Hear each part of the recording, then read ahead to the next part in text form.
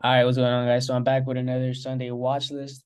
Should be an interesting week. I'm gonna cover a little bit of what happened last week, some things we got coming up, and some of the setups that are presenting themselves, right? So starting off with what we got coming up for the week. This is going to be November 20th. We don't have much on November 20th. Monday, good on Monday. Tuesday, we have minutes of Feds. Um, but that's gonna be like towards the end of the market, right? Towards the end of market close. So I think we should be good on that. Thursday, Thanksgiving, of course. So not too much economic data this week, so should be good on that. Coming into SPY, right? These are some of the things that I will be paying attention to. From the 4 hour chart, this 451.4 to 452 area has been the area that we have been failing to get above last week. As you guys can see, since Wednesday, rejection, rejection, and Friday rejections right here as well, right? And then we have been holding this 449 to 448.7 area as we continue to bounce off of these levels. So it's like a big range in between. Not too interested in between. We are a bit overextended, right? So, we're still coming up though. We're still coming up with some nice volume on the daily, even though we are overextended.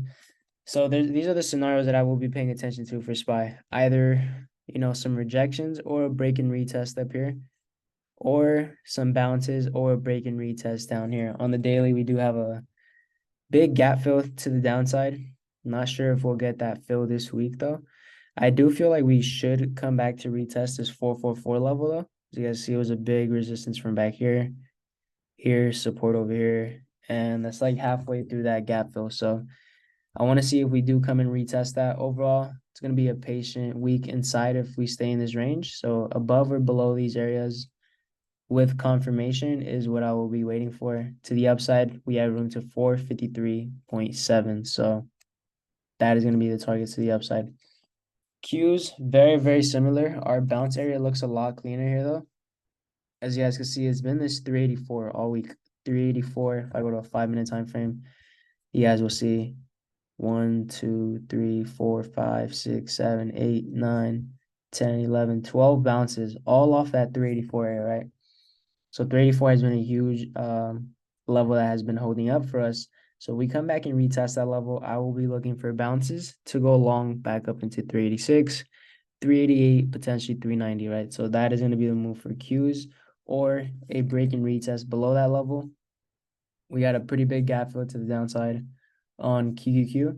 We're already at the recent highs, which is 388, right? From July. All-time highs is all the way up here.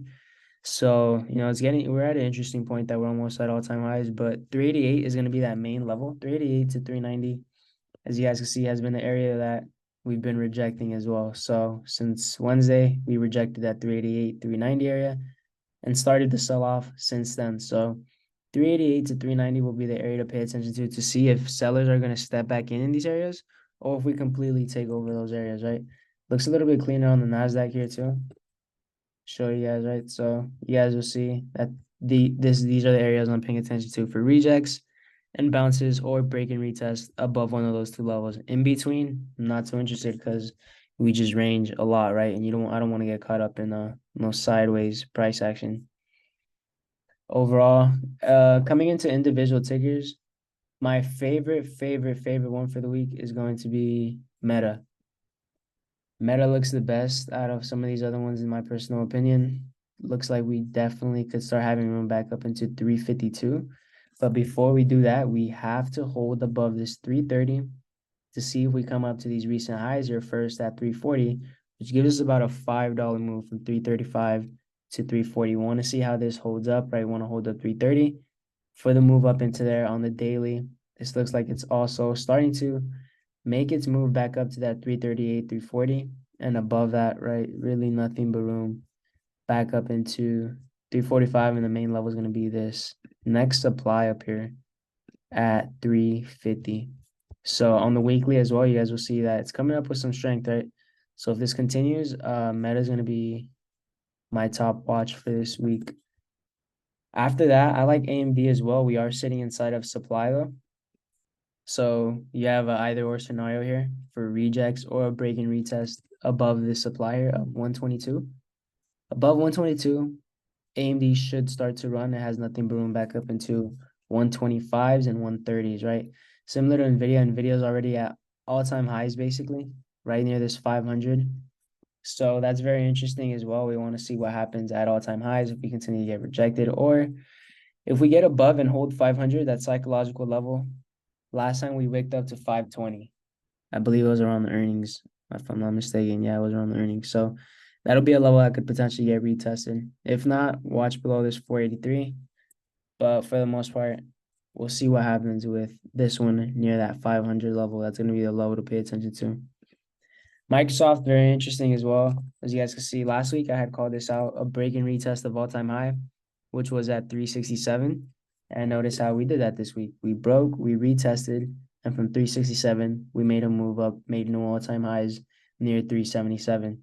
Now we're coming back to retest that all-time high, but this time it looks a lot weaker, right? We're coming back and it does not look like it wants to hold that area based off of a close on Friday. So if it gets back below the all-time highs, it could have room back down to 360.